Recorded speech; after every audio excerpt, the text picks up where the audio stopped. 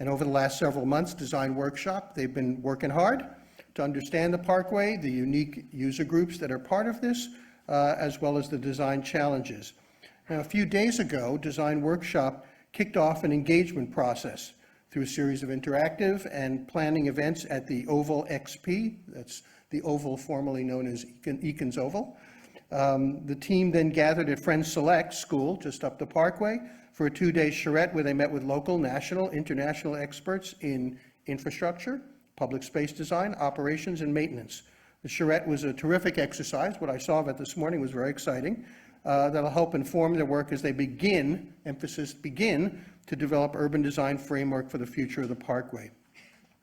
So tonight, we're very happy to build on a decade-long, arguably more than a decade-long, conversation about the future of the Parkway. And I want to come back to Harris a minute, because we're indebted to Harris for a terrific report referred to as More Park, Less Way.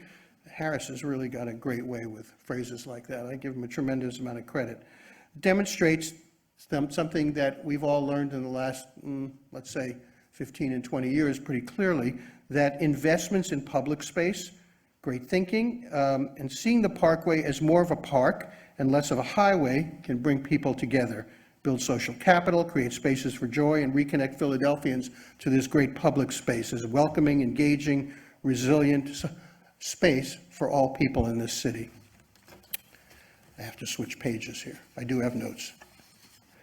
So, some of the guiding ideas for tonight include connecting the Design Workshop, and you'll hear from Emily in a few minutes from Design Workshop, with Parkway users and Philadelphians across the city.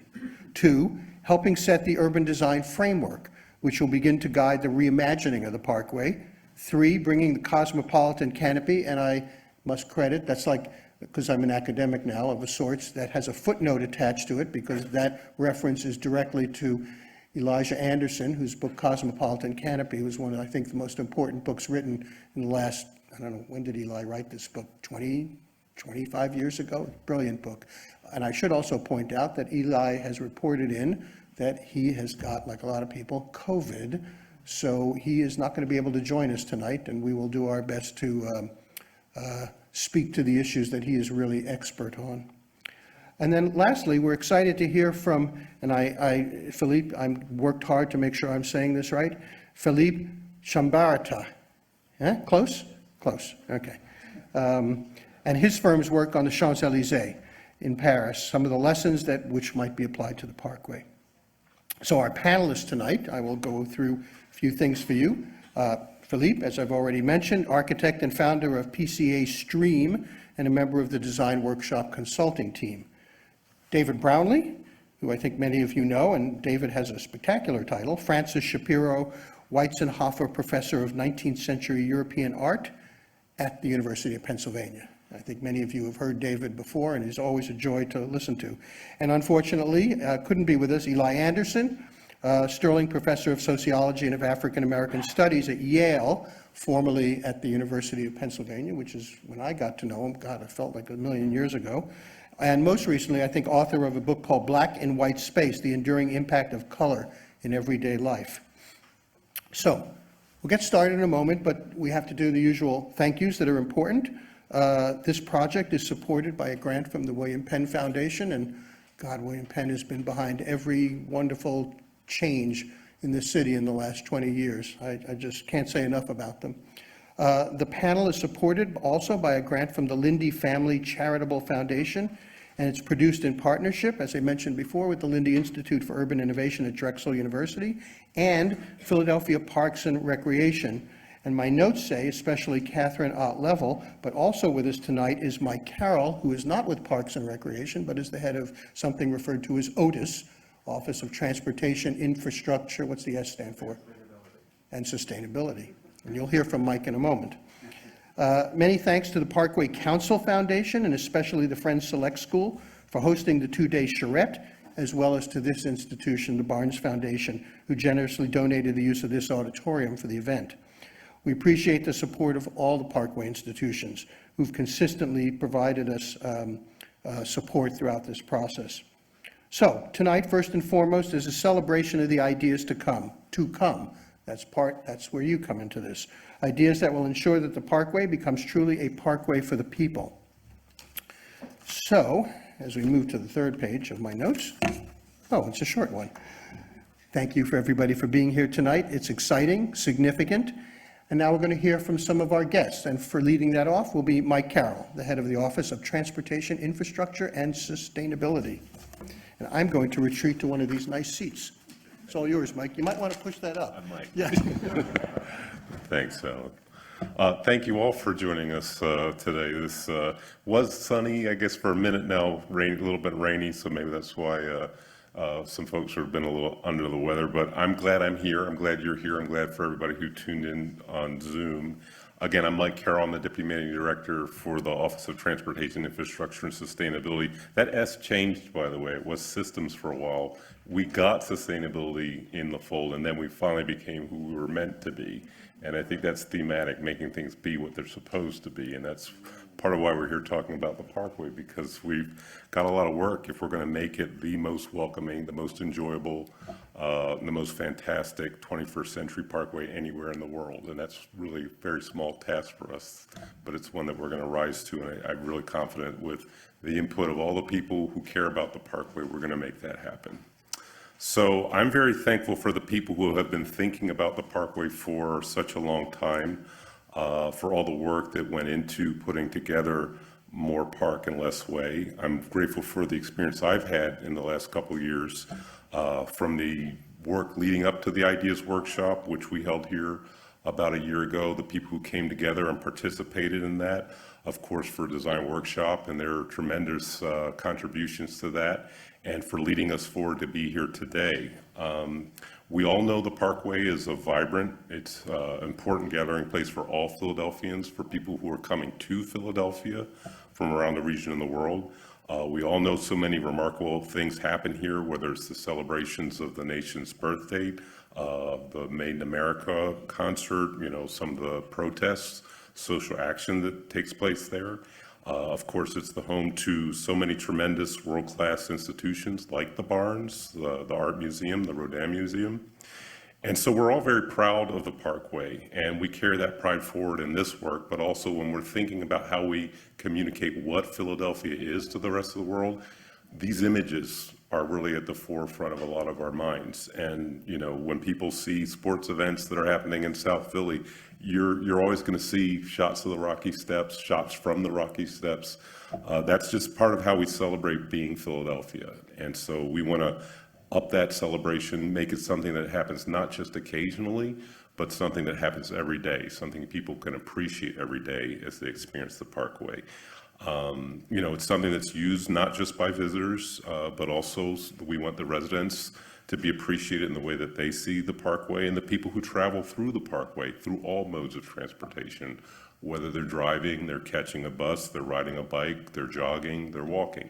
Everybody should appreciate this, and we consider it to be Philadelphia's Champs-Élysées. So, despite the changes in identity that the Parkway's experienced over the years, we understand that this is the premier ceremonial space for this region. And it really communicates as much as anything can the civic and cultural vitality of Philadelphia. We're proud of the fact that we have started to implement some of the recommendations from previous studies, including more park and less way. And this really demonstrates that our investments in public space are really focused on making this the best space it can be, but also in bringing people together and building social capital in order to do more, to connect people to the Parkway and connect Philadelphians to each other. And so that work has proven to be a solid foundation, but we have to shift from the immediate focus to the long-term focus, to the vision. And so now we have a unique opportunity to build on those investments, to build on that planning, to build on those studies, and to pursue a unified vision for the long term for the Parkway for the next 100 years or more. And so this is a chance for us to stretch our ambition, to really reach that magnitude, and to make this mile of Philadelphia a mile that the whole world can think very fondly of. So I'm tremendously excited for the caliber of participation we've seen and that we'll continue to see not just from the experts, from the people who really know this stuff, but also from the communities and the stakeholders that are going to be involved. And I'm excited that people are really starting to open their eyes to what's going on, to want to get involved, to share their own ideas. And I'm hopeful that we can really synthesize this into a meaningful plan that makes sure that the Parkway is a safe, enjoyable, vibrant space for everybody who wants to use it, whether they're close by or they're not close by. And again, not just occasionally, not just for the 4th of July, but every day. So again, I want to thank the Lindy Institute for their tremendous work. I also want to thank the folks at William Penn. Again, I agree, there's very little that's happened in Philadelphia that we can celebrate without them having at least a little hand in pushing that work forward. I wanted to thank the folks at Design Workshop. I also want to thank the folks in the city who have been pushing this forward. Those people in the Parks and Rec Department, the Streets Department, my own staff at Otis, the Planning Department, and the Mayor's Office for their commitment to making sure that this work moves forward in the best way possible. I want to thank the Parkway Foundation, the Parkway Council Foundation, especially the Barnes, for hosting us again a year later, and also the work that they put into last year's Ideas Workshop. And I want to thank you guys for being here, everybody who's tuned in, for participating, and I hope continue to participating and continue to be engaged as we move forward. So thank you.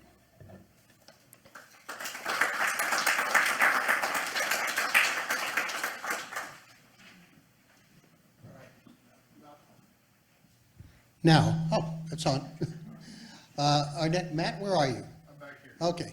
Matt Rader, I think many of you know Matt, head of the Pennsylvania Horticultural Society, an organization that has been heavily involved not just in the Parkway, but in numerous greening throughout the history of Philadelphia. Matt, welcome. Hello, everybody. Thank you for having me. So as Alan said, I wear two hats that relate to the Parkway. One is I am the president of the Pennsylvania Horticultural Society, which works throughout the city and the region to use gardening to try to improve the health and well-being of all of us. And on the Parkway, this is very much expressed by the gardens we have created and maintained at Logan Circle, around the Rodin Museum, around the Museum of Art, and at the Azalea Garden. But I'm also the board chair of the Parkway Council Foundation, which I presume none of you have ever heard of. The Parkway Council Foundation is a membership organization composed of the institutions along the Parkway, but also businesses and civic leaders interested in advancing the Parkway as a great urban park, welcoming and enjoyed by all Philadelphians. That's our mission. And implicit in that mission is this idea that the Parkway is not yet what we hope or believe it could be for our city. As a city, we are proud of many things. We also know we face real challenges, from climate change to poverty to inequity, economic inclusion, go down the journey. And in the mind of Paul Tillich, a person who has influenced my life a lot, one of the most powerful ways to fight anxiety, meaninglessness, concern is to create. And so when I look at our city and I look at the challenges we face, I feel an urge to figure out how we can take what we've got and recreate it to make something even better that helps us become stronger. And I think that's the essence of this project. So the Parkway was created through demolition. The Parkway was never actually finished. It got about 70% of the way there, and then economics of the city made it very difficult to complete. And so we've inherited this partially finished thing.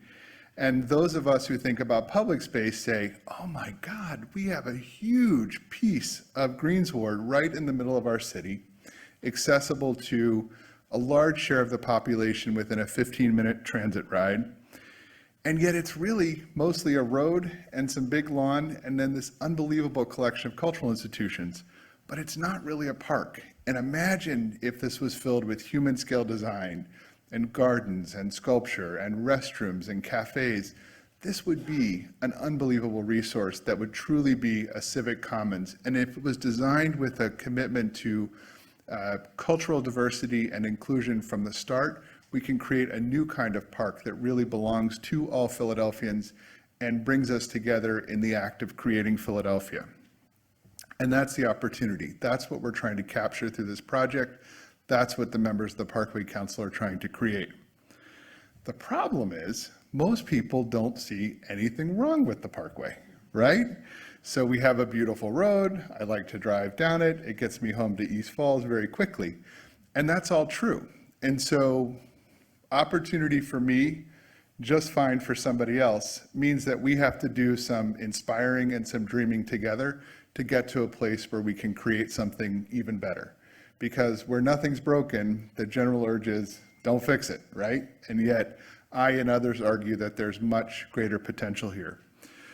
So the work ahead of us is to somehow come together as a city, engage in that act of creation, inspired to create something that brings us all together, brings us greater joy, helps us be a healthier, more equitable city, and to create it from what we currently know and love in the Benjamin Franklin Parkway. And to make that happen, I think this design process is well designed to, A, help us actually see the possibility and why it might be worth going for.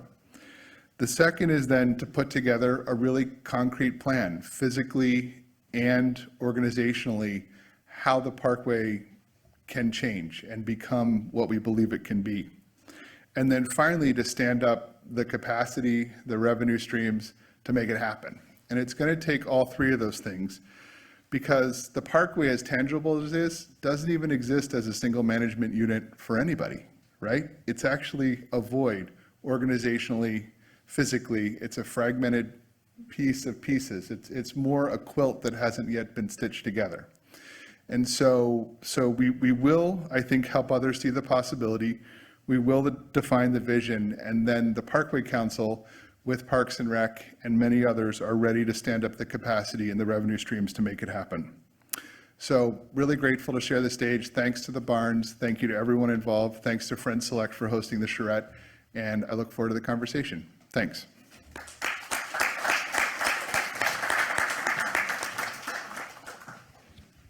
I think now we're going to really enjoy a longer presentation from Philippe Chiambaretta on his work of now many years on Champs-Élysées. Hopefully, Philippe, you'll probably talk about some things that are in my question for you at the panel, so I'm going to change questions. But the floor is yours. Welcome. Thank you. Thank you very much. I will be short on the thinking because I want to share some story with you, not give lesson, or I mean, nothing can be exactly compared from what we've done in Paris. So just sharing a process that we have developed over the past 3 years with very similar problem that you have here. And so I want to share that with you because it can be inspiring also for the question that you have just defined, how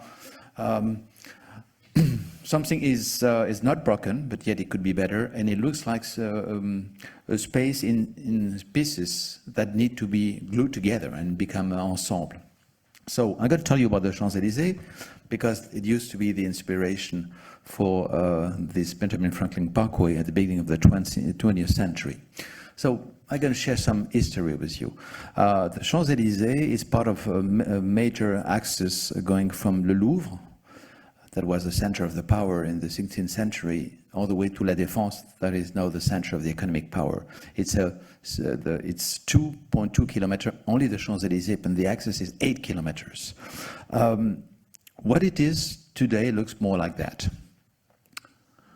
That means a highway with a shopping center next to it. And 3 years ago, there is a committee in charge of the Champs-Élysées who asked me if I could help them to re-enchant the Champs-Élysées. Oh, that was a strong question. I mean, I could use something like that. I'm going to show you a 3 months work we have conducted like that. See, let's think about it. Let's try to understand what went wrong and what we could propose. And so we did a presentation, a little bit like today, in Paris, in the Petit Palais.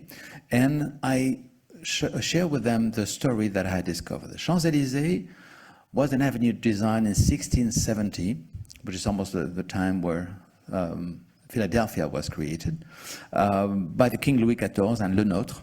That was an axis going from the garden of the Jardin des Tuileries, an access in the countryside. And that was precisely the time where Descartes and the Western modernity start to have this project of having man becoming master of nature. It was exactly at that time. And so the Champs-Élysées, just the theory we propose, is like a symbol of where it started, where we started to have the reason that brought to science, to technology, and now to Anthropocene and all this sustainability issue that we have. So by itself, I found that it was interesting to think about re-enchanting the Champs-Élysées as a way to go again through this trip that we've done around that time. The Champs-Élysées is rich of a lot of history. It was Place Louis XV, then that's where they cut the head of Louis XVI. In 1836, you have what it is today, basically is there. Napoleon Bonaparte had built the Arc de Triomphe, and Louis Philippe, the restoration of the king in France, had brought this colonne from Egypt. And till the middle of the 19th century, it was little construction. It was a lot of green. But then came Haussmann, and Haussmann started to urbanize the Champs-Élysées, as you see here, is 1890. Alphand was a landscape architect, has been designed this beautiful element of gardens and trees and benches, so it was very important for the aesthetic of Paris. In the 19th century, at the end, you had the Grand Exhibition, Universal Exhibition, where we had the Grand Palais and the Petit Palais built, a little bit like you have your museum along the Benjamin Franklin. It happened over history. And then it was still at that time a lovely promenade area, but all the Parisians would love to go on the Sunday, the elite, but also it was very popular to everyone. At the turn of the 20th century, you had the mobility revolution, where suddenly the car replaced the horses. And by 1926, the avenue became like the showroom of the automobile industry. Yet, at the bottom of, near the garden of the Tuileries, we still have a park. So that's why it's very similar to what you have here. One part is inside the city, the top of the Champs-Élysées, but on the other side, the bottom is park. And it used to be very popular. Look at this picture in the 1930s, which is more or less roughly when Greber was designing the Benjamin Franklin Parkway. That's why it was in Paris. Very lively place. Longer on the top of the avenue, a lot of people. It was very popular. And still in the 60s and the 70s, it was a place that the Parisians loved.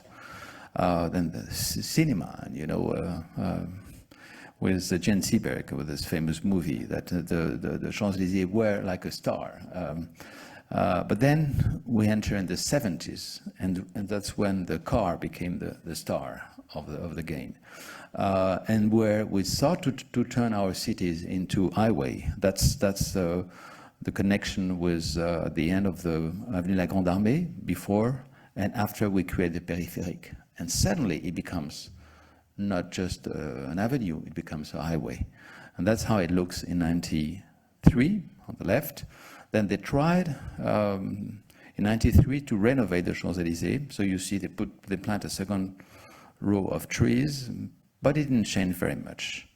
30 years later, in 2019, right before the COVID, that's how it looked like.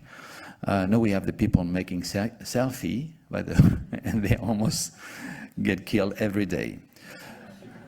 So the question was, you know, re-enchant the Champs-Élysées for the Parisian, because what's is interesting is that as Parisian, we never go to the Champs-Élysées.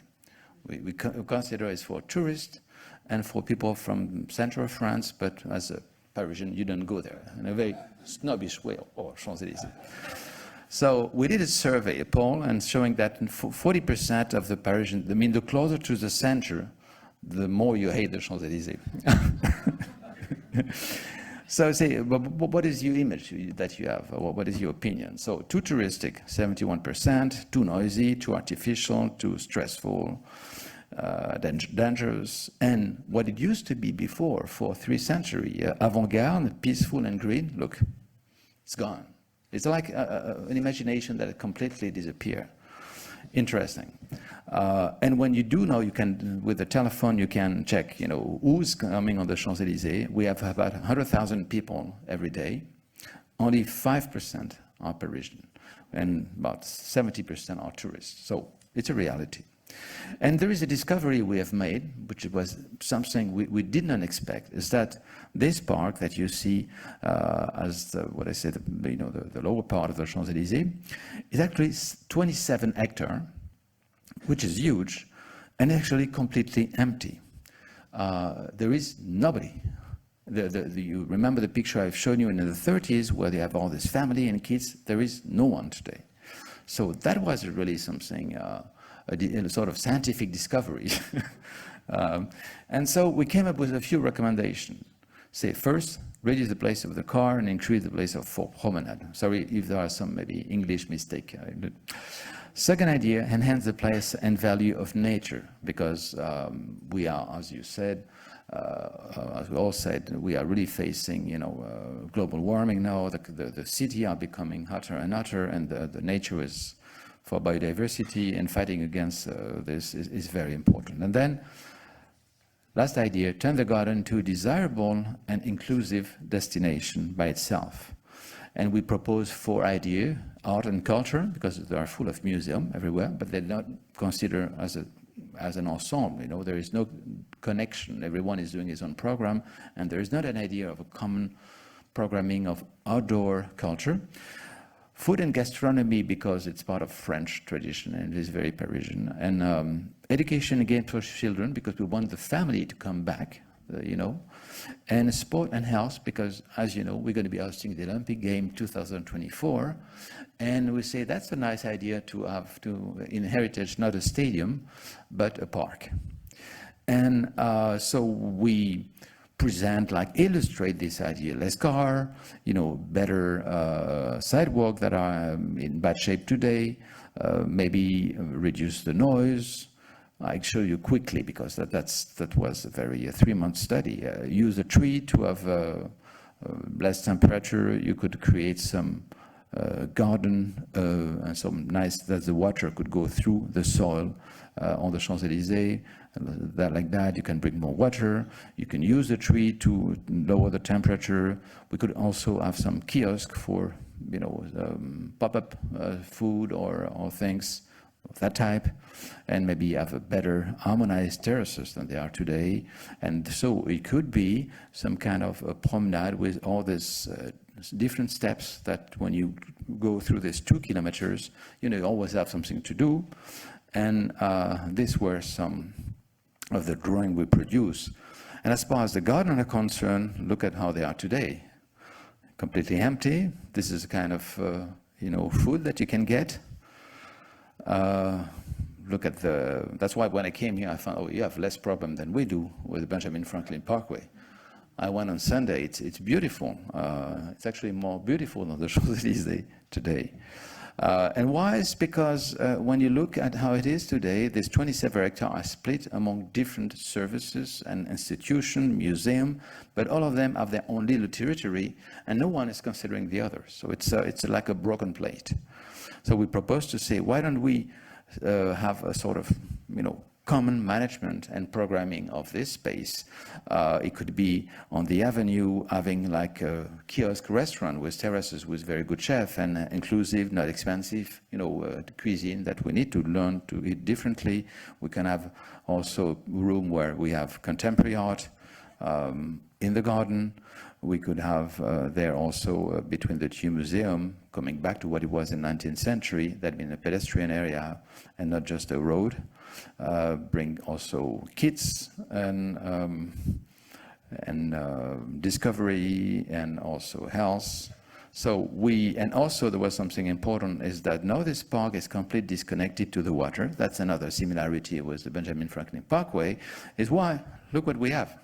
What we have invented in the 1970s, this beautiful tunnel, that was, historically, when you see here, this avenue is called Le Cours de la Reine, of the Queen. And that was Marie de Médicis that in 1610 this was only, nature. Well, you have the dot here. She created this promenade because in the Renaissance in Italy, they discovered that it was good for your health to walk. And so we went from this promenade de la Reine to this. I mean, this is, when you look at it and you look at it with the eyes of the history, I mean, it's just incredible that we could do that without caring. So the idea is maybe how you can do securities and fix that and connect the park to the water. And maybe why not bring a pool? So say it's like today it's anemia. There is no blood, there is no life, and that's how it should be tomorrow, full of life and full of people. And then we could create events like street food festival.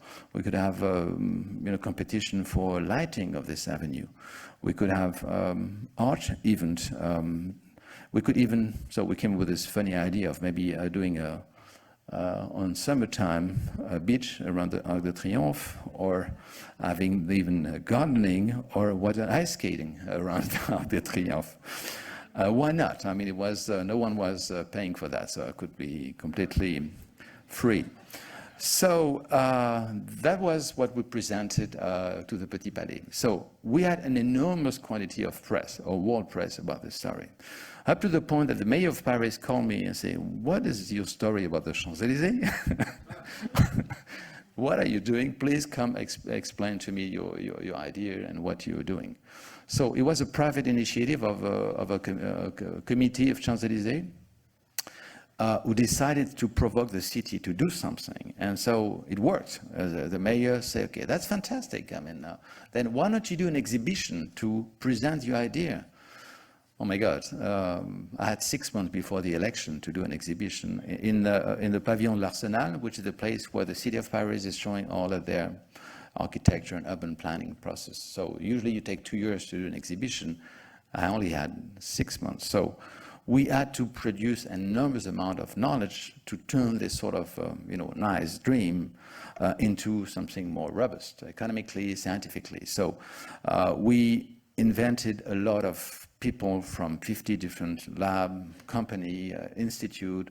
We brought the Midi Lab from MIT to work for us, with us, the Sciences Po, et cetera, et cetera. So in 6 months, we generated a lot of knowledge with a very simple idea that I will explain to you. Coming back to science and health. This is back in 1732, how medicine would look like. It was a very empirical science. Today it looks like that. Well, when you look at city, it is like very complex also organism, and it's metabolism that we still, as urban planner, or all the people that are making the city, still are treating a little bit like that, in a very empirical way. So we think there is a new science to be developed, and so we spoke with some professor at Harvard, and also we study a little bit this model of stack. Of how you could have the metabolic city being different stack of, I'm not going to enter in the detail of that, because I tell you, it's not going to be a lecture, but just so you understand the concept. We wanted to build a scientific conceptual framework, so just bringing images is nice for the imagination and have a narrative, but we have very concrete scientific problem with CO2 emission. This you can measure, for instance. So the way this is working as a system is very complex, and today we don't understand it. So we came up with this incredible model that is just there to show that it's very complex. And I think we succeed. So it's not a workable model. It's just the intention of model. Say, on one side, you could have the political objective is to say, let's have a sustainable, desirable, and inclusive city. And then on the right side, you have your toolbox. Nature, mobility, usage, built environment, and infrastructure.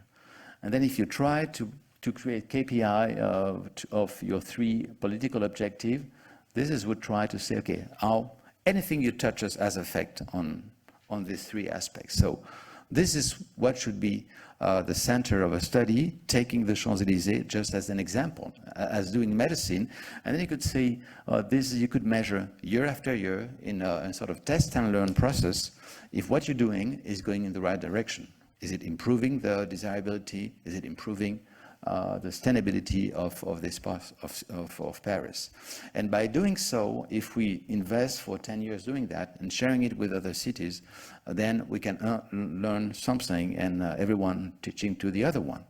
So that's why I'm very proud, very happy that I was invited by the design workshop today to be here in Philadelphia. So I'm not giving any lecture of the process. It's just there are a lot of things we could learn from.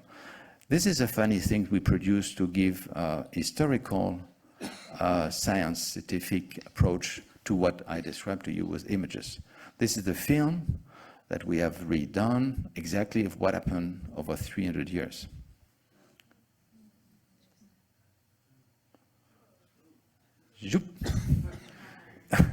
It's called urbanization, and the soil that was 100% permeable, now is only 12% on this area.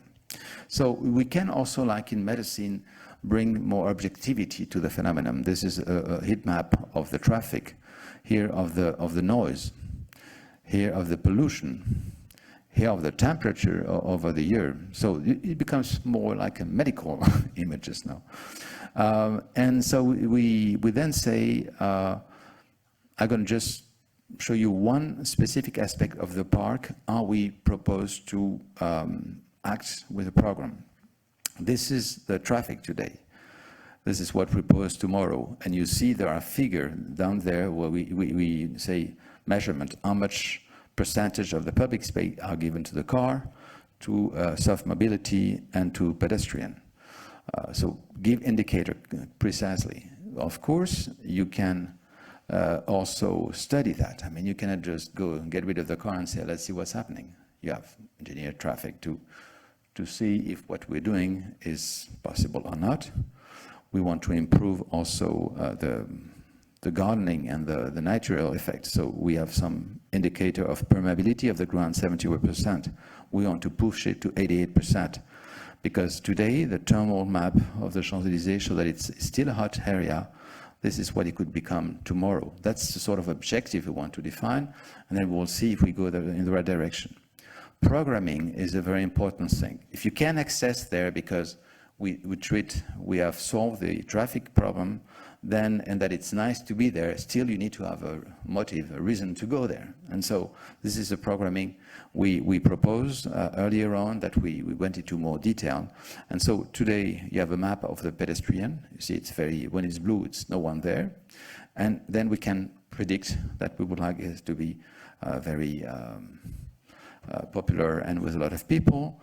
We didn't that only alone. We created a consultation survey where we had about 100,000 people expressing their opinion of the Champs-Élysées, what they wanted, what they didn't want, and that was very interesting with an online process where you just come with proposal, and we could identify what everybody agrees on and why, and the subject on which we have like a strong opposition of people saying 50% say no, and the other 50% say yes. So this is very interesting to structure the problem. And this is the movie we produce to touch the imagination. So I won't comment, let you look at it. It's not long.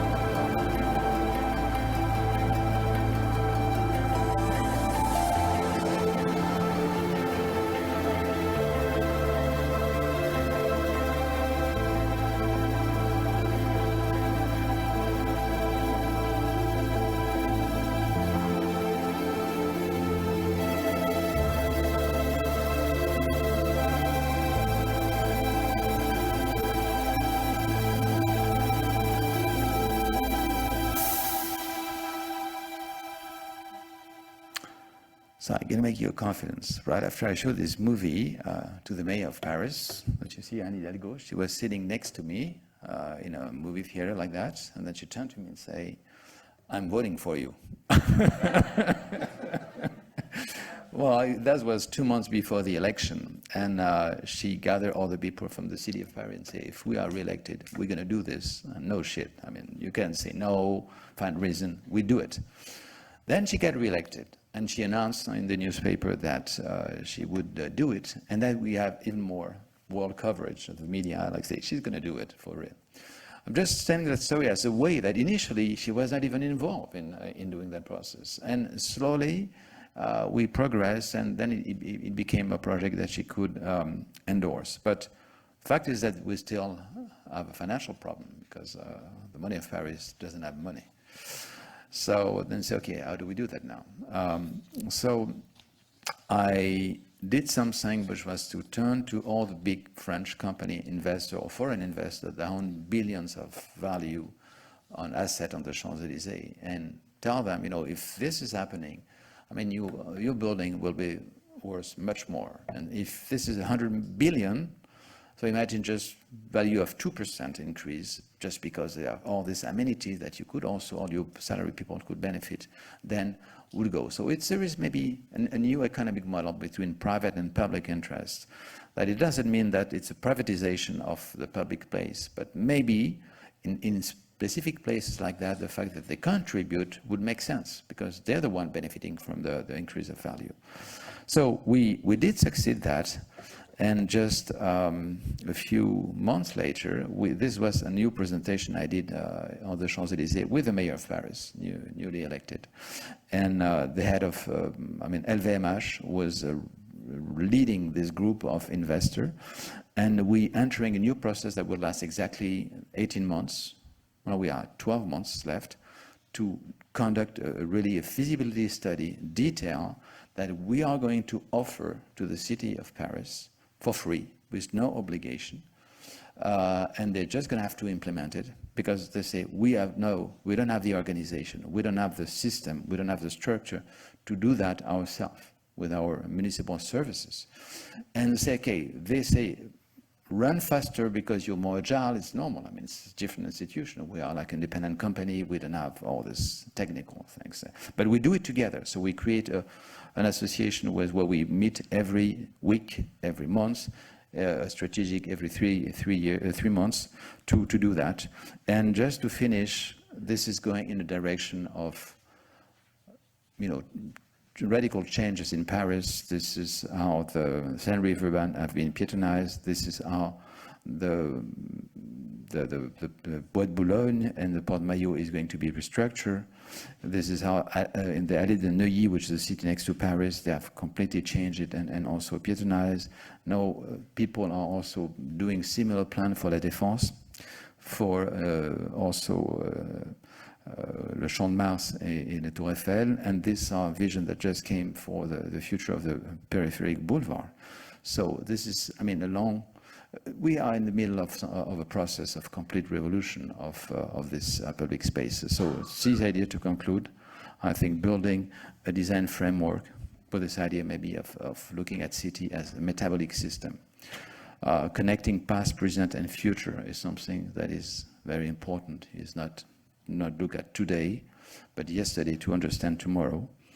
Dealing with the traffic, of course, is a critical issue because it's one of the big problems.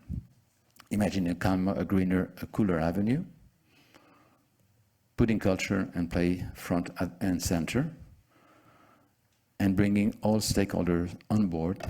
This would be a few lessons, I think, that should be applied here in Philadelphia. Thank you.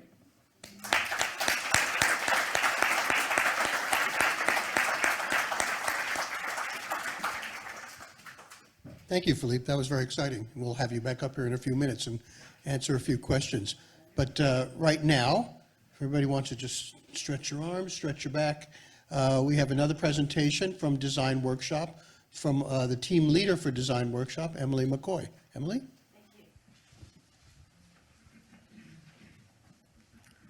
Well, that is a hard act to follow, Philippe. Thank you for being here, and thank you all for being here.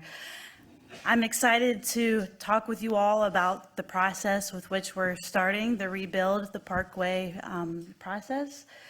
This is our launch. It is a beginning. During the ideas workshop, there are a lot of ideas that were that we went through as different teams, international teams, brought best practices from their practice across the world to Philadelphia to explore the possibilities.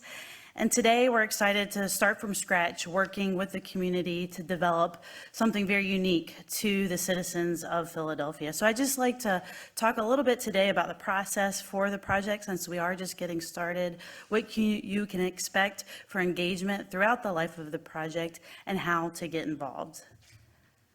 Before I go too much further, I just want to acknowledge our complete team. Kirk Culbertson, who is the principal in charge of this project, unfortunately couldn't be with us today because he does have COVID, but he sends his regards. But Design Workshop is leading the planning with this incredible team that we have, which is a wonderful mix of international and local expertise. You heard from Philippe from PCA Stream. We're also working with Ground Reconsidered, who is a landscape architecture firm here in Philadelphia. And Mike King, who's been with us recently with our last two-day workshop, who's with Traffic Calmer, based out of New York. Kimberly Horn, who is our traffic engineer based out of here in Philadelphia. Meliora, also based out of the Philadelphia area, who specializes in green stormwater infrastructure and civil engineering. The Cultural Landscape Foundation, CH Planning, who is also here in Philadelphia, ETM, who helps with parks operations management and revenue generation, Mobility and Chain, based out of Milan, which helps us think big about certain mobility strategies, particularly how to integrate technology in mobility, and Durham Consulting, who will be helping us put real value to some of the ideas that we together will imagine as a part of this process. As mentioned earlier, this is a 12 to 18-month community-driven process. The aim really is to create a world-class public realm that is people-centric. Public engagement will be at front and center at each milestone throughout the life of the project. And the purpose of this first engagement campaign, it's not just one moment in time, but a series of events, is to share information about the project and hear from the community about your vision for the Parkway. As Philippe mentioned, engagement is incredibly important to the success of this project and is at front and center of our approach. But we're also looking at how can we embed best practices of placemaking and experience building, inclusivity, spatial equity, function and balance, resiliency, connections, particularly to the regional trail connections that you all have, transportation, economic development, and revenue generation. All of these are part of those categories, those buckets, that urban metabolism that will be the tools that get us to our mission, which is to regenerate the Parkway as a more welcoming and relevant world-class public realm for everyone. For the purposes of discussion, this is our project boundary. We understand that as you have different topics of discussion, this boundary has to shift. It has to contract and constrict based on the conversations, whether it be transportation or activating the spaces through programming. But for the purposes of moving forward, this is approximately our project boundary from the Philadelphia Museum of Art to Logan Square. Our scope of work is quite comprehensive. It covers all of these subjects. So we're looking at history, culture, identity, democratic design and programming, infrastructure and mobility, environment and performance, and economics and finance. We're just getting started. So this is phase one, and this illustrates the process that we'll go through over the next 12 to 18 months. We're very much in the listening and discovery phase, where the purpose of this phase is to connect with the community, refine the goals and the vision, and review the existing conditions. And you'll see during each of these important milestones, we do have that public engagement process, which is incredibly important. From here, we will put together 3 distinct strategies in the next phase, which will be later this fall, that will show different strategies for the urban design framework, transportation, infrastructure, economics, revenue generation, operations and maintenance. And at that time, we'll present those 3 strategies to the public for feedback. Based on that feedback, we'll put together a refined version of a preferred plan in phase 3 that then will go back and ask for feedback again to develop that preferred plan, to refine that transportation plan, the infrastructure plan, the economic plan. And then finally, at the end of the process, which we hope will conclude about next year, next summer, about a year from today, we'll put forth a finalized plan that is based on public feedback that we can then begin to imagine phasing and perform an opinion of cost through a schematic design level of detail so that the city and other stakeholders can start to lay out an implementation plan that's realistic over the next several years. What is important to mention is that our stakeholder engagement strategy is multi-tiered. We're looking at stakeholders and tailoring a process based on these 5 distinct groups. One is the general public, 2, the public adjacent, so those that live, work along the parkway within a walking distance, elected officials and institutions on the parkway, special interest groups, such as those that might be advocates for pedestrian safety or bicycling or accessibility rights.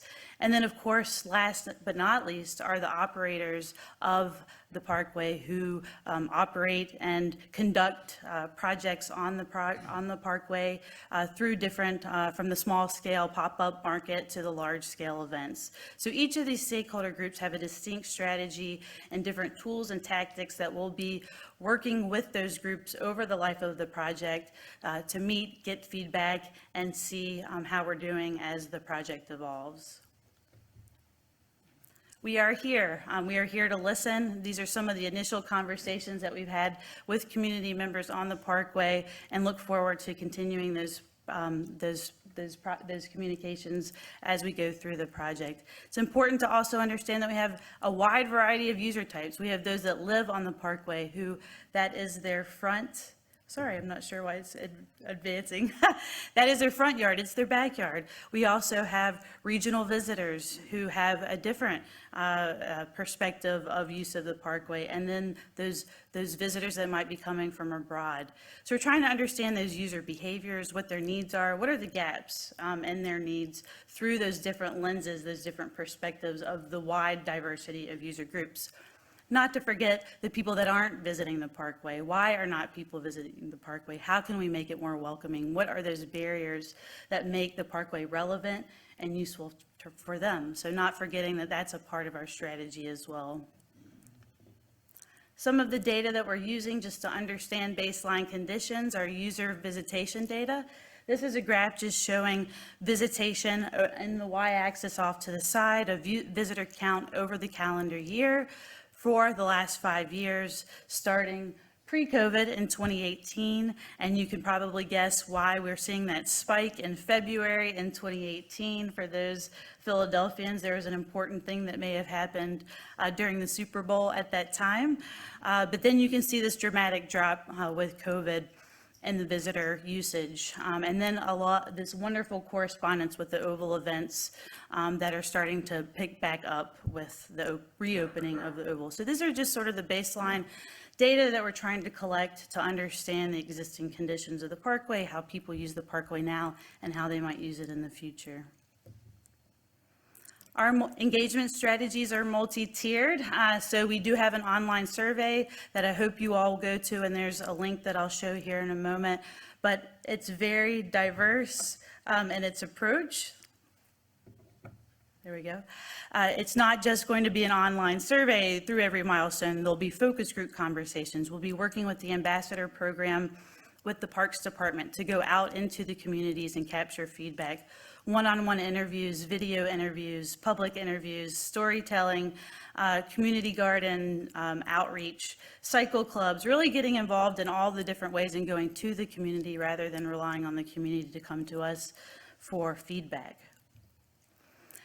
And we're presenting a spectrum of options from parkway to park, and it's really for the community to give us their aspirations, their goals, and where that pendulum swings between parkway and park, and that's what we're here starting today.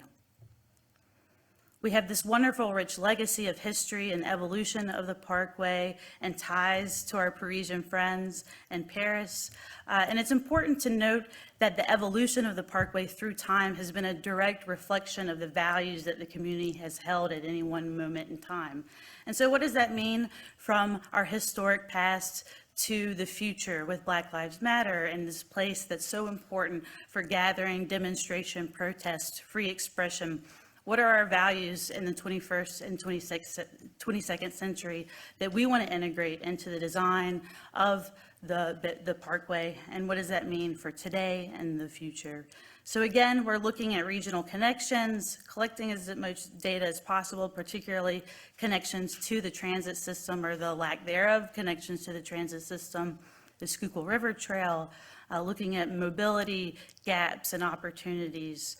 What are those amenities that we have now that we could imagine in the future? How might the events change over time, and how might we accommodate those? It's important to also remember that this is not just something that gets done tomorrow. It's a phased strategy. So we're really trying to identify quick, effective strategies to improve the Parkway in the immediate short term through tactical urbanism. And then what are those middle phase approaches and implementation strategies gearing up for the 255th anniversary? And then what are those longer term strategies that we can imagine to improve the Parkway? So we're not just thinking about one project that gets built at one moment in time, but what are the evolution of these potential strategies that get implemented over time?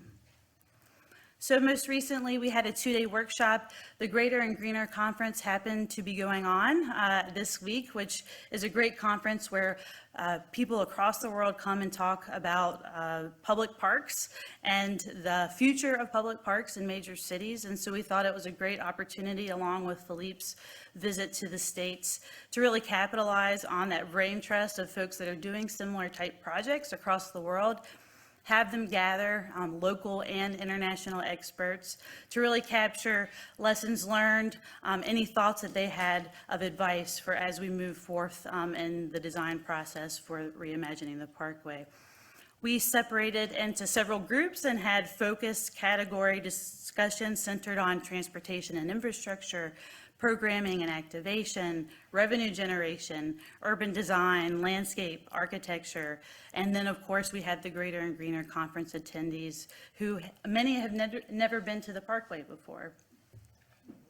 Some of the opportunities and constraints, conversations centered around hands-on activities that we'll also be doing with the greater public through the summer and into the fall, where we're identifying places of problem areas and then imagining strategies to kind of overcome those challenges. Also, what amenities might be missing through different lenses of different user types. So we have these sticker activities where we're, going through, rolling up our sleeves as a group, and we'll continue to do with the community to identify where these amenities might best be placed and what we might be missing.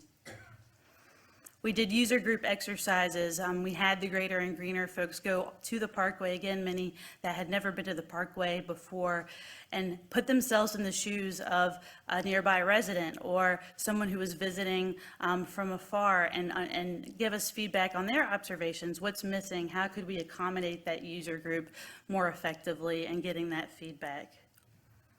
As I mentioned earlier, we have a survey that launched on Wednesday. It's going to be open until August 15th. It's the first of many surveys, and it's an incredible response rate. We've had I think we're probably up to 2,500 responses in such a short amount of time, which is really amazing considering some of the projects that we worked on across the country where we have nothing close to this as a response rate. And I hope that many of you all in the audience have already taken it. If not, we'll have a link at the end. Please spread the word.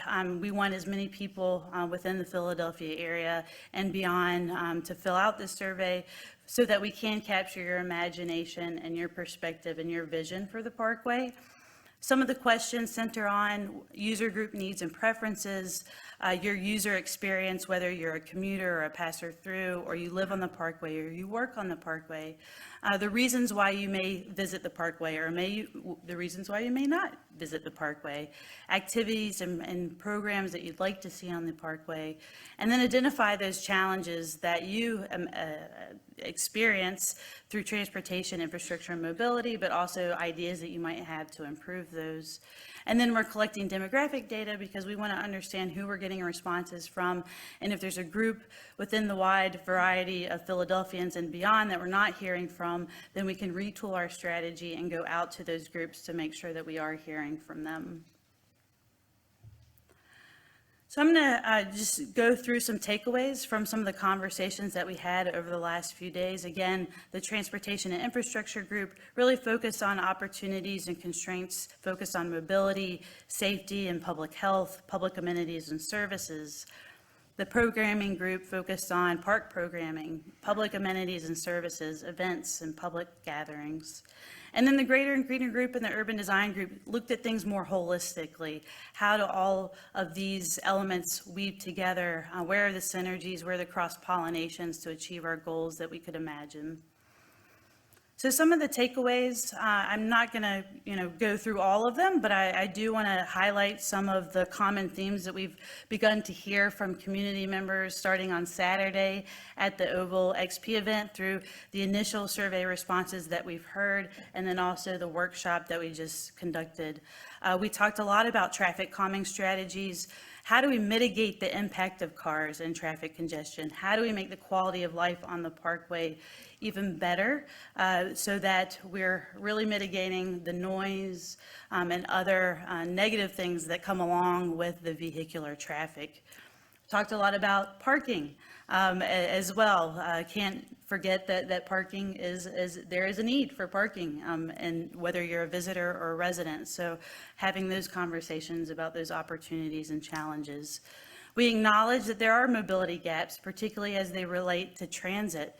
SEPTA was present at one of our conversations, and we were able to talk about creative strategies about connecting people to those mobility hubs that already exist, or maybe imagining hubs to connect to the broader transit system closer to the Parkway. Also, increasing the welcoming factor for all planning, programming, and design. How do we create a more welcoming experience that's seamless and not piecemeal as you walk through the Parkway or drive through the Parkway? How can we provide amenities as that connective tissue that reactivates those gaps in usage spaces along the Parkway and engage a wide interest of users, not just one group, but a wide variety of group as you walk along the Parkway. There's a lot of conversation about connecting to the river. One attendee from the Greater and Greener Conference said, "The river's awesome. Why aren't I connecting to it? I didn't even know it was over there." How can we make more of that and provide safer connections, particularly since we're having projects like the Spring Garden Greenway coming? How do we safely get people from all areas, north, east, west, and south, is that the one direction I forgot, to connect to the Schuylkill River Trail and places beyond to Fairmount Park? Create a unified management and programming entity. We acknowledge that there's several different groups. There's PHS, there's the city, there's the institutions that manage the Parkway as a whole in very different ways, and it's very piecemeal. So how could we maybe imagine one entity that oversees not only the management of the Parkway, but the programming of the Parkway? And so we heard a lot from folks across the world who do similar projects on business improvement districts or other different strategies for non-governmental entities to help organize the management, the programming of a Parkway, and what the pros and cons of that are. We also talked about infrastructure to support a range of event scales. We have really big events, we have really small events.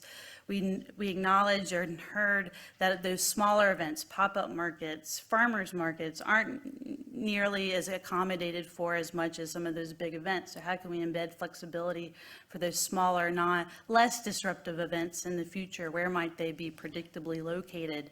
How might we predict those over the year, over the week, so that their disruption is minimized if there's disruption at all? We also talked about expanding the adjacent institutional programming outdoors. Many of the institutions, you enter from the backside of the parkway. How can we bring the institutions and their wonderful program happening inside, outside, and to be a part of that parkway experience? And create more rooms as you move through the parkway, those outdoor rooms. We also acknowledge that climate mitigation and comfort is going to be really important in the future. The climate is getting hotter and it's getting drier. How can the scale of such a large green space cool and help mitigate urban heat as we think to the future? We also talked about curating a seamless experience for parkway users so that all of the institutions on the parkway that are having programming, activating spaces are curated under perhaps themes so that it's holistic and meaningful, not just piecemeal and random. And then we heard a lot from the Greater and Greener folks, particularly those that have never been here before. They were just lost. They didn't know where they were going. They didn't really have a sense of wayfinding, and they felt there could be increased signage and icons that they could kind of go to signify where the parkway starts, where it begins, and what might you expect as you go along the parkway. So those were just some of the elements that we heard from those groups, but we're looking forward to hearing from you, the community. So I did want to end here just saying that please connect to our website that also connects to our survey. That's where you'll be able to find information as the project progresses, and it's a way for you to get in touch with us. We'll be starting listservs based on those of you all providing your email or other contact information, whether it be through the survey or the website. We just held the Oval XP event and this event today, but we'd like to continue the conversation as we launch our first phase of the project. These are the QR codes for the website and the survey. We're also happy to offer paper surveys for those that prefer that mode of survey response. And again, we're looking forward to have that conversation with you. We'll be starting our stakeholder engagement strategies, focus group discussions with near neighbors and other advocacy groups starting this month. So look forward to talking to many of you here in the audience that have already started to recognize your faces. So look forward to that, and thank you all for your time.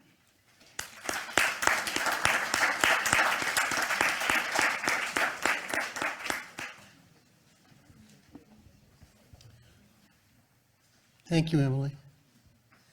And Philippe and Matt and Mike, thank you for your comments as well. Don't go away. If anybody needs to stand up and stretch or take a break, this is a moment to do it, because I'm going to invite David Brownlee and Philippe back up onto the stage. We'll have a little bit of a conversation.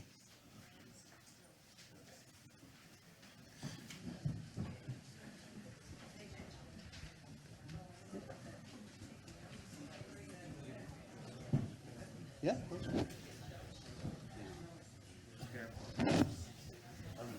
Expected guest.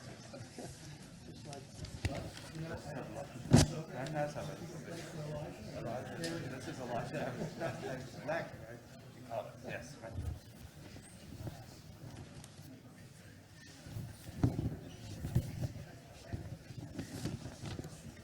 And while we're on this little quick break, I also want to remind you that Elijah Anderson couldn't be here tonight.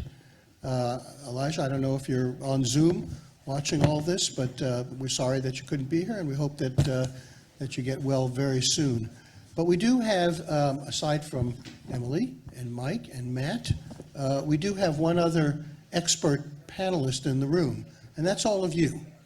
So I'm going to, I was going to start this by asking Eli a somewhat complicated question, and so instead, I'm going to ask it of Philippe and David and ask them to comment, but if you have comments in answer to this question, just raise your hand, and we'll go around and ask you about this. And so here's what I was going to ask Eli.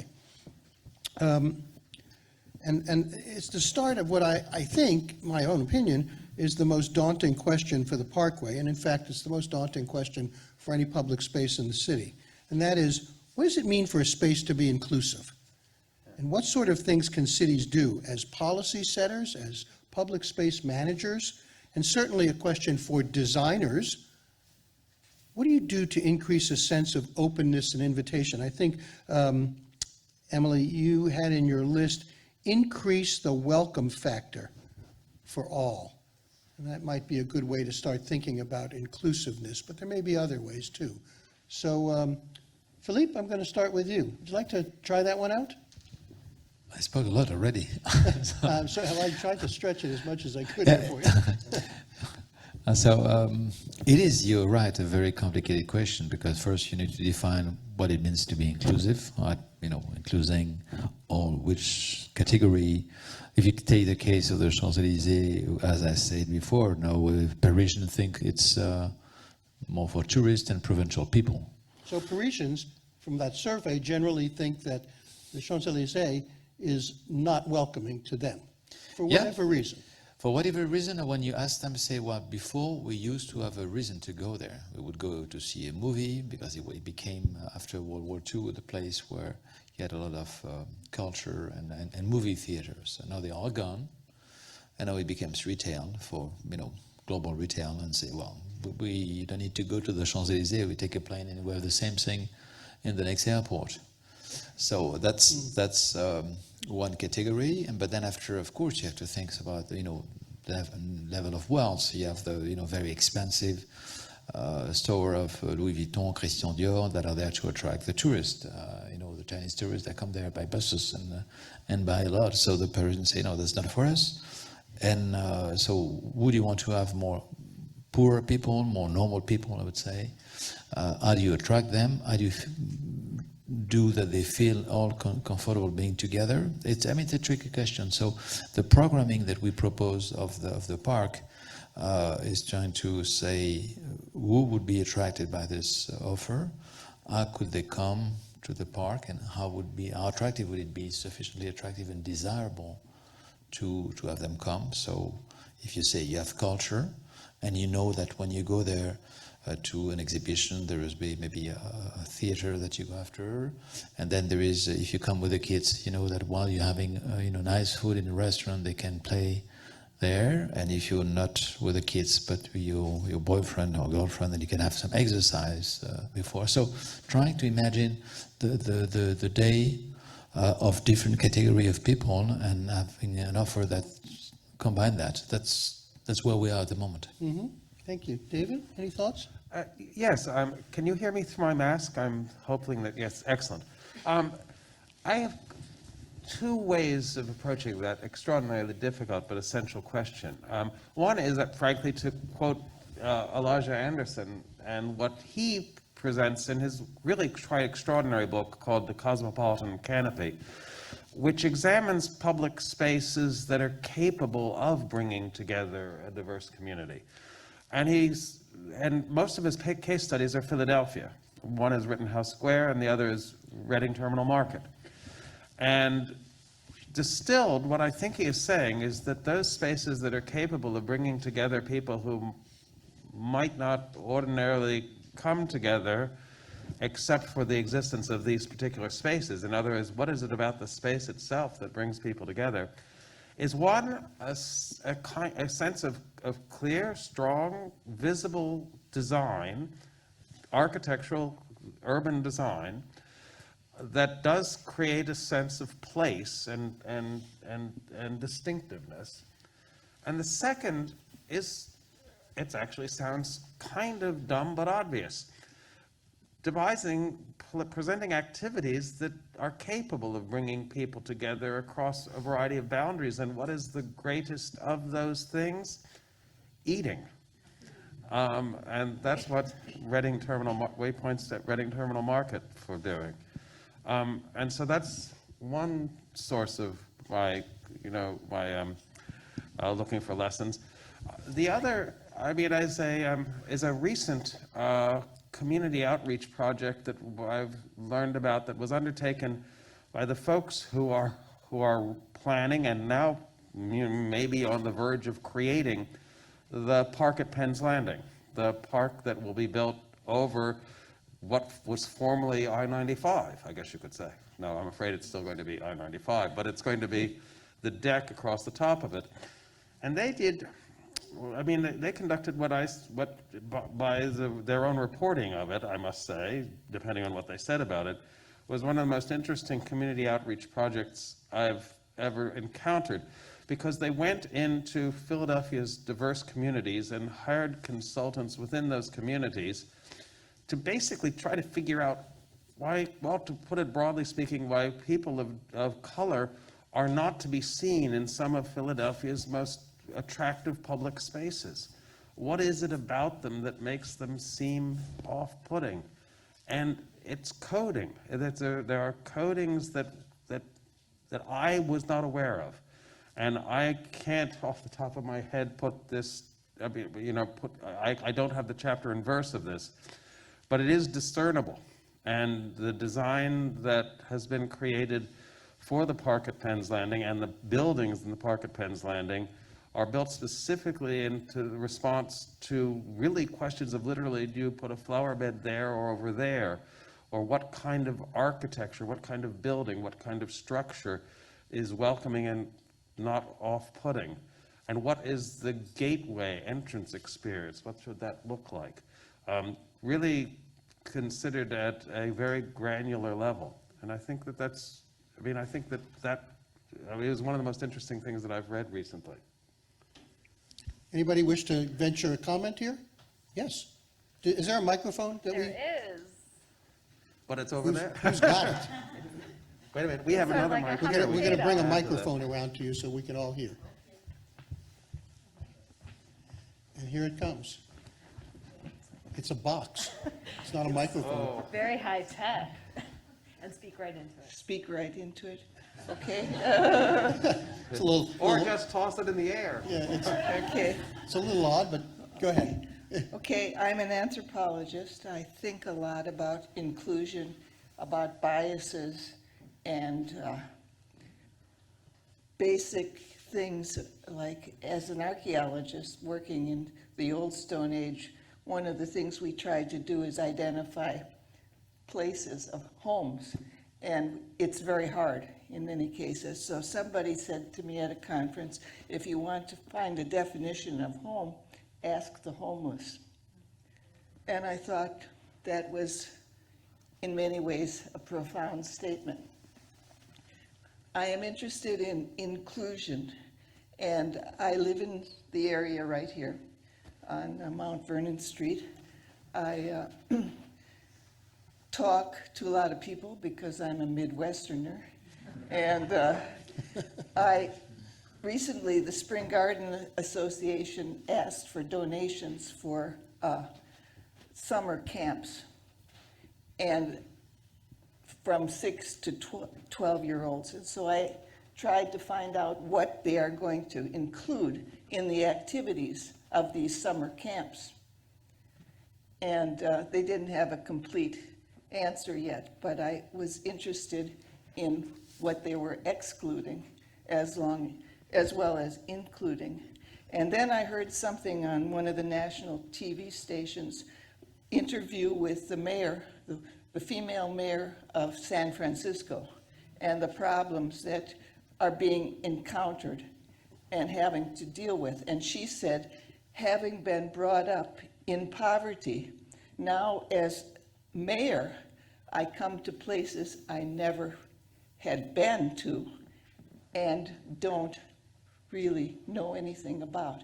So we have to start with very young kids, 4, 6, 8, from these areas of impoverishment. We have to make them part of the experience of, and I think that is such a basic, important thing. So whether you're dealing with a baseball team or a summer camp or a talk at the Academy of Natural Sciences, you want it to be something that will be memorable.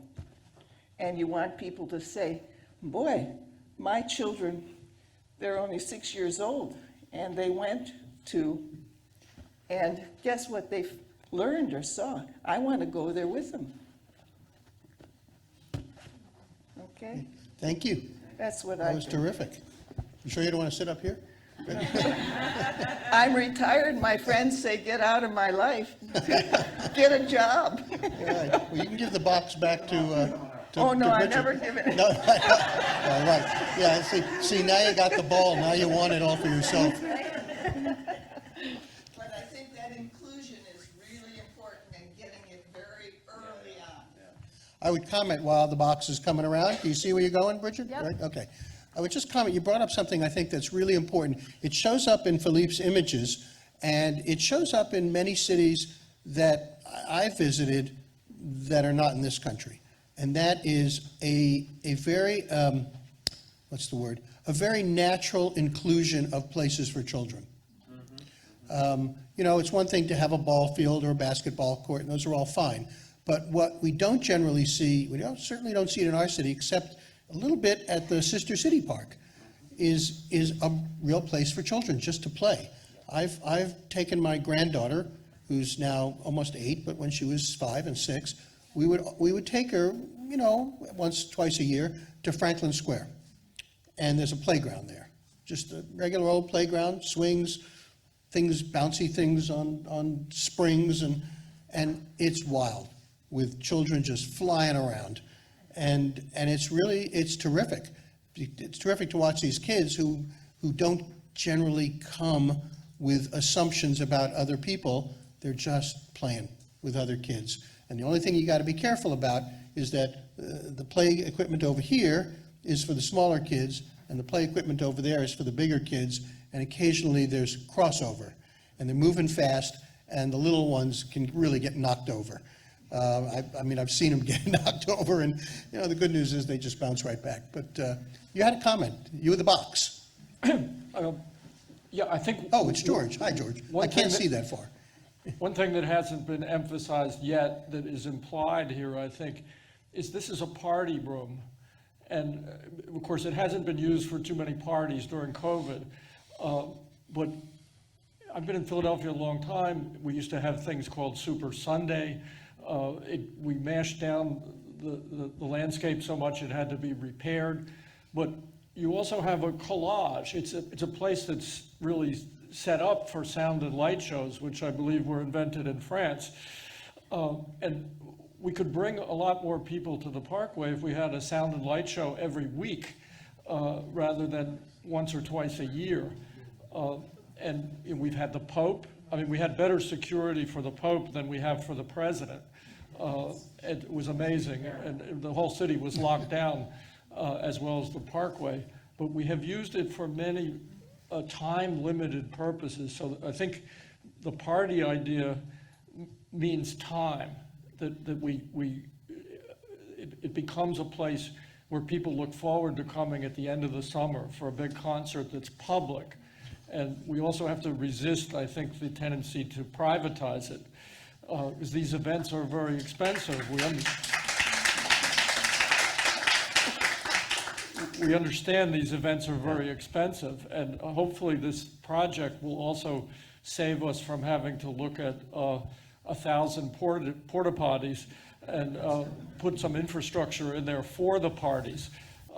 But I think that using it as a place to gather 200,000 people for a good time is what it was, one of the things it was made for. And I'll stop there.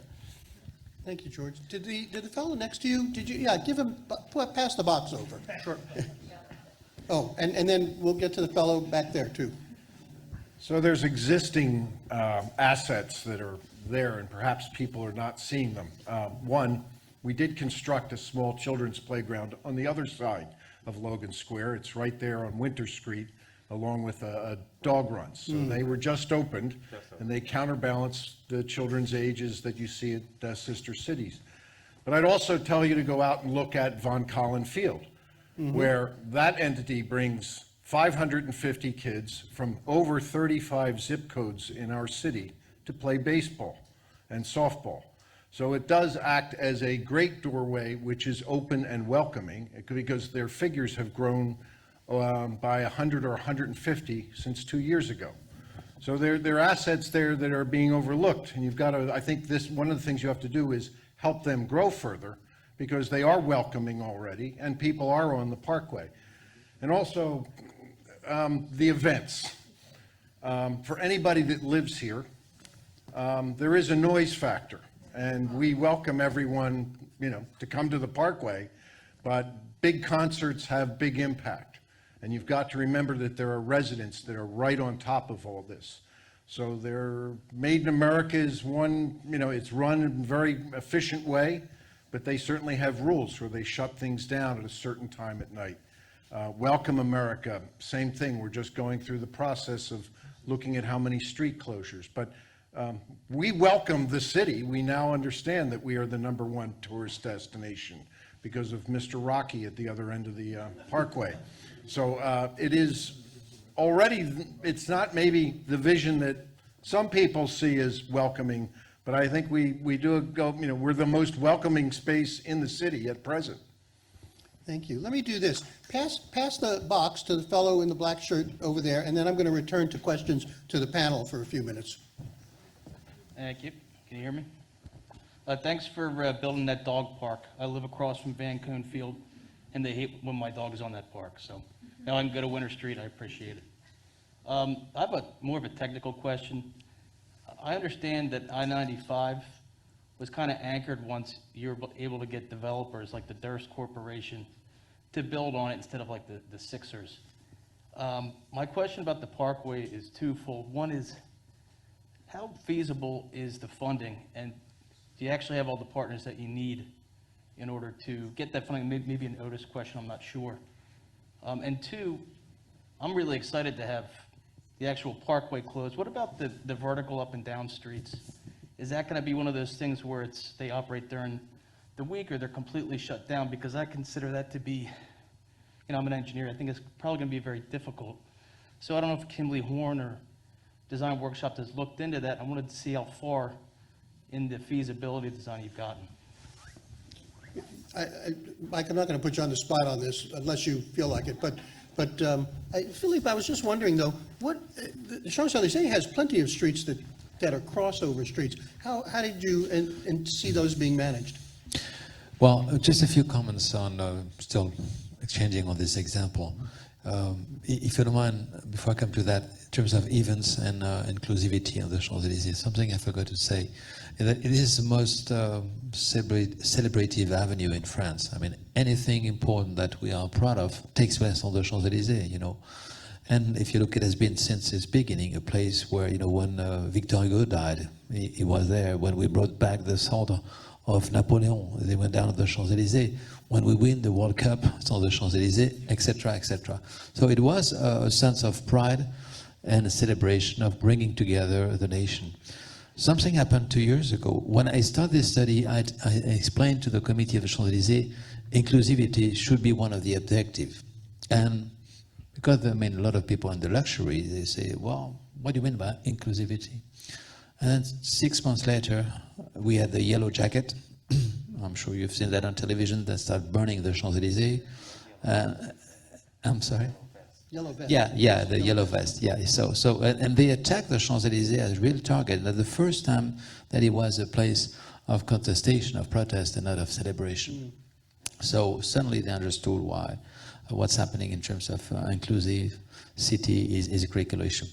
And so about your second question is, of course, we can concentrate on the avenue itself, but actually is way too much short-sighted. It's a system, so it's like routes, and you have because all the stores that are on the Champs-Élysées, for instance, have to be fed with traffic and delivery, and so this is congesting the road next to it, adjacent to it. So you cannot just look at that. Of course, as you say, if you have a project of changing the way the parkway should work, then it will have an impact on the lateral streets. So that should be integrated. And also, I was suggesting this during the workshop to Amy that, in my opinion, what you have outlined as a subject of work should be enlarged, and that actually the parkway goes, inside the city, and it's not you cannot think the park apart from the way, and so actually you see on the Champs-Élysées we have to go from La Concorde to l'Arc de Triomphe, not just you cannot consider it, conceptualize it alone as a park because it's an ensemble. And maybe also in the relationship of the, the stakeholder and the fact that you can mobilize people around the project. The one that have big company and big firm, maybe deeper pocket further on the parkway should feel concerned. That is no, that's a park, we have nothing to do with it. They have something to do because everybody is in the city should have interest in improving the quality of the park. Mike, you want to go for the show me the money question?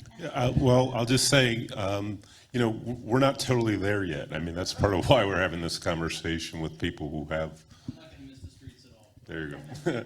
But to your point, I mean, we're not looking at no way. It's less way, and so we're thinking about how we can reduce the intrusion of commuter traffic. The vehicular speeds, things like that.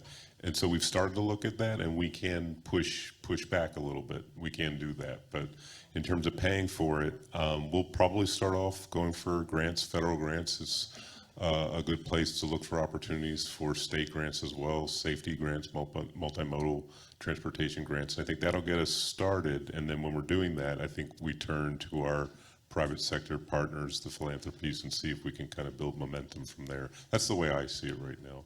But I am very curious as we start to program the space, whether there are opportunities to really build kind of a local economy around what we've got. So all the ideas we heard from Paris sound very intriguing.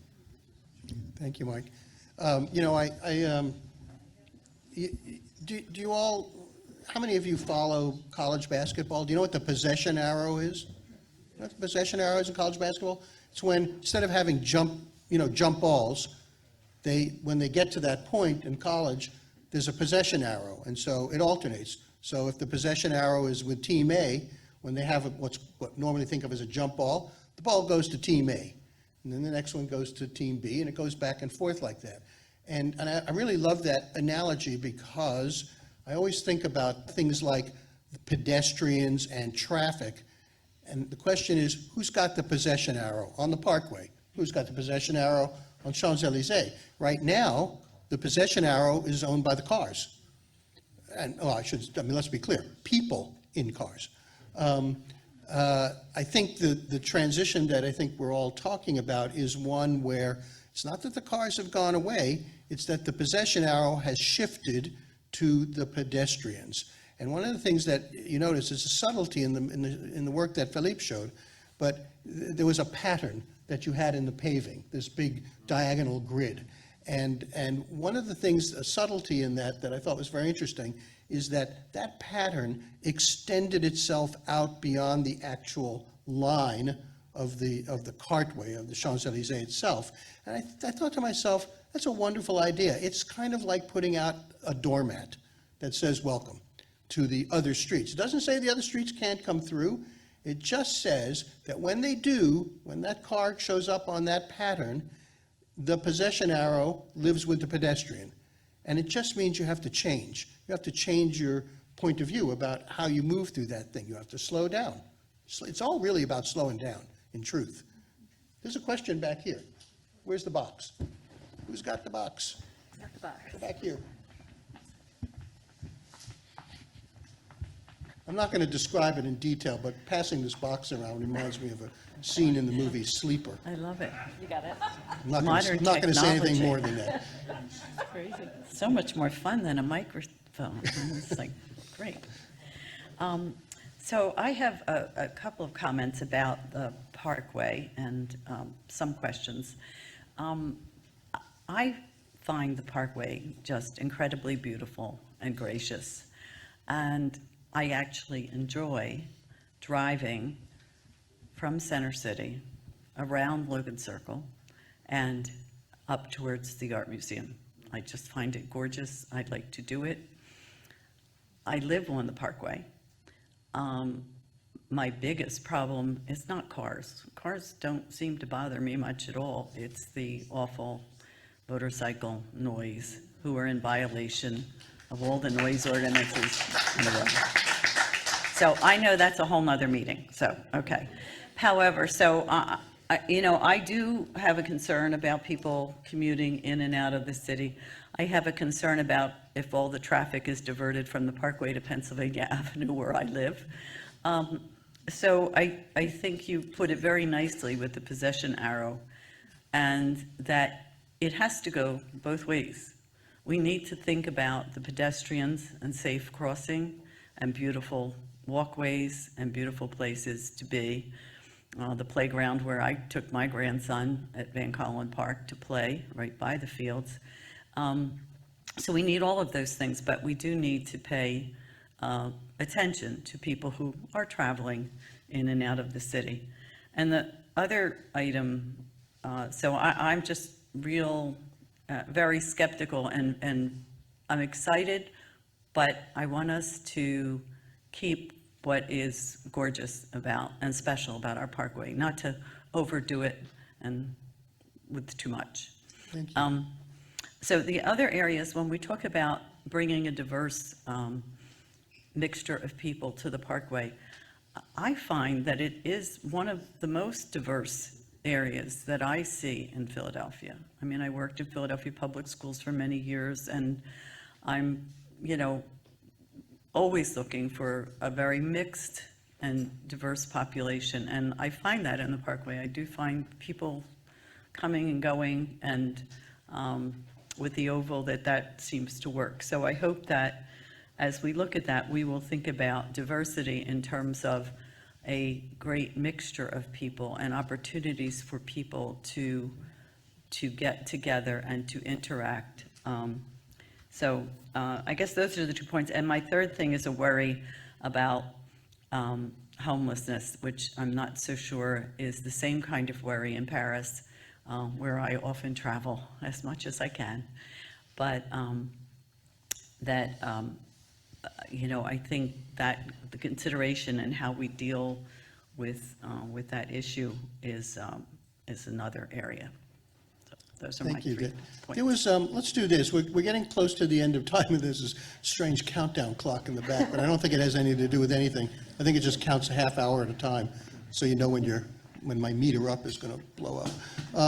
There was somebody over here who raised their hand, was there? Was there somebody over here who raised their hand who hasn't spoken yet? No? Oh, yes, right here? Good. Let's move the mic box over there. And then I want to wrap this up by asking David a question and give us some, as the historian, give us some historical perspective. Go ahead. Yeah, hi. Philippe, I wanted to ask you a question. I'm not sure if you can answer it at this time, but recently there was an election in France where a conservative bloc came in. And I'm just curious as the effect that politicians have in your country as well as ours. So how do you think this is going to play out? Oh, that's a little bit broader than the Champs-Élysées. No, you mean the last night or the day before election? Well, it was not the conservative; it was actually extreme right. I mean, there is a shift in the level of normality. There used to be a sort of glass, how you say, a plafond de verre, a glass ceiling that up to now, for the last 30 years, it was always say these people shouldn't go to the power. But now, in the last 2 to 3 years, the acceptability of this idea has grown up to the point where now they have 80 deputy, which never had none, or maybe just a few. Well, it's saying it's going to be difficult to govern the country, but it's showing something also of problem that we haven't wanted to see for many years. And that what was before only maybe just a few people that were saying they are racist, no, actually it became so numerous now that it's a major social issue, going back to inclusivity and minorities and things that in France we have different culture, with minority than here in the States. So we say republic is just a way to say we're all together, but it doesn't work like that anymore, and we're gonna have to reinvent something. Thank you. David, let me ask you to sort of take us home with a question here. So, arguably, for the sake of this discussion anyway, the idea of the Grand Boulevard, you know, you could track to Pope Sixtus in Rome, you could attach to Haussmann in Paris, but let's say for the purposes of this, the modern idea of the Parkway, the genesis is probably the Chicago Columbian Exposition in 1892, and this idea of city beautiful and how you can design and organize cities. And then, 28 years later, the Parkway at least starts, buildings are demolished, road is constructed, the museum doesn't really come along until I think 1927, if I'm remembering my dates right. Yes, actually, it's 28. 28, so 10 more years. So there's a 38-year stretch before this Parkway starts to look like, somewhat like what it looks like now. And here we are, you know, we can argue about how many years later from the genesis of rethinking the Parkway, but like my little bit of homework today, talking to Paul Levy, I sort of think we're at year 18, something like that. So give us some perspective. What should we expect about how long these things take to do? I'm not asking you to sort of be Pollyanna-ish about this. I'm just wondering how you see this whole generation after generation thinking or not thinking about the Parkway, and how we should gauge our expectations.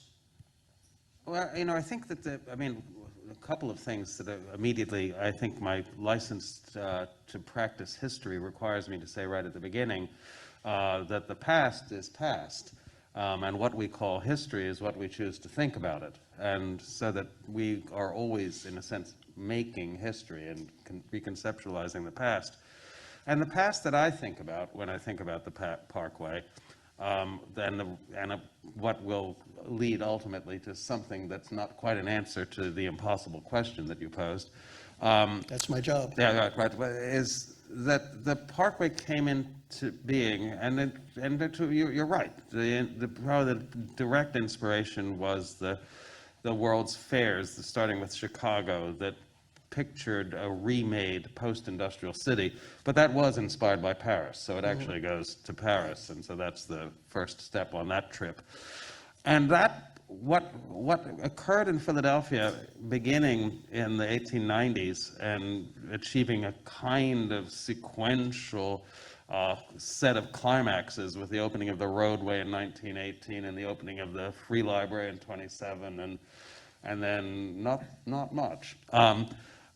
What that required was something that I must say I was really stirred to think that I was seeing it again in Philippe's presentation of a vision of Paris. It was achieved over that long period of time because of a compelling vision of what the future might be that was sold and was bought into and then consequently paid for by politicians of various stripes over that period of time. And so the long wind up to the question you're asking now is, to some extent, are we at a period like that now, where we have a vision powerful enough to sustain ourselves over a period of 20 or 30 years that'll be necessary to see it through to completion? And I would say, not quite yet. But I do think one of the things that we need to bear in mind, and this is important for us Philadelphians, who are always modest in our demeanor, is to recognize that we actually have remade a good half of the Parkway in the last 15 years. Not perhaps as dramatically as Philippe's proposals for the Champs-Élysées, but very substantially. And that we need to actually look at that to keep ourselves juiced up, that we actually are capable of something. The vision isn't quite as grand as we probably aspire to make it now, but I would say it's a good down payment, and it's at least something that I think can reassure us that we are actually capable of something. Because I wrote down a thing that Mike said at the beginning, was that the big challenge is to be what we want to be. You know, how do we get from wanting to being?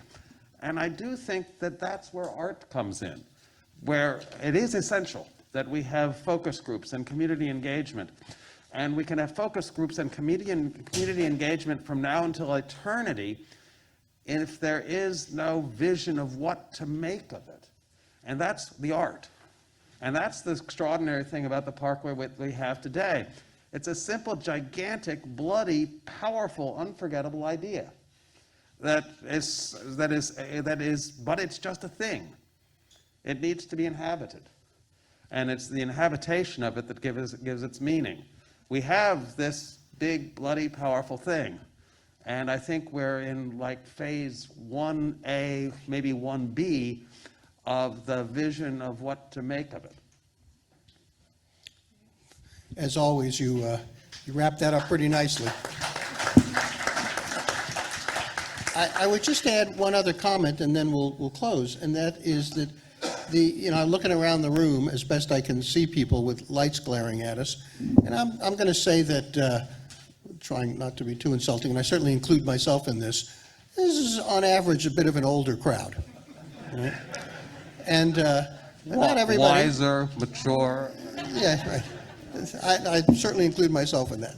But the thing to remember is this: given that timeline, given the perspective, David, that you just gave us, the real planning, and this is really the trick of planning, that's what I tell my students all the time, there's a lot to do about talking to stakeholders, figuring out what people want, but who's not in the room? Who is not in the room? Who will never be in the room? And that's the future.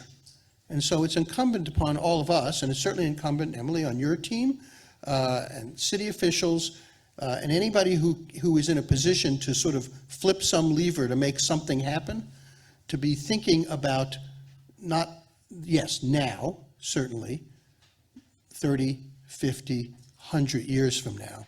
That's where the real trick is. Obviously, you can't predict exactly, but to David's point about a vision, to Philippe's point about the proposals that are being made for the Champs-Élysées, these places are going to be around long after we're all dead.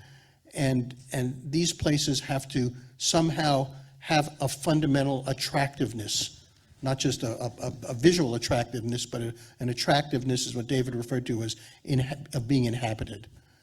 And so I thank you all for being here, for being part of this process. You need to continue to be part of this process and always be thinking about what that long future looks like and can offer for the city. Thank you.